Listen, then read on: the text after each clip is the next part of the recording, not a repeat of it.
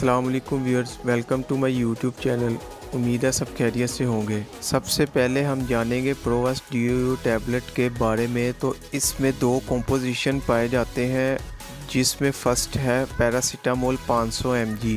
Paracetamol use होती है sir दर्द में भी, इसको बहुत ज़्यादा इस्तेमाल किया जाता है। सेकंड नंबर पर है आइबुप्रोफेन। आपको तो पता ही होगा, इसका मोस्टली यूज़ सर दर्द, बॉडी पेन, दांत दर्द, सर्जरी के बाद स्टिचेस में पेन वगैरह और बहुत सारी जिस्म में दर्द के लिए इसका इस्तेमाल किया जाता है। फ्रेंड्स, ये तो हो गए कंपोजिशन के कौन कौन से कंपोजिशन इसमें पाए जाते हैं। अब बात करते हैं कि इसको किन किन कंडीशंस में इस्तेमाल करना है।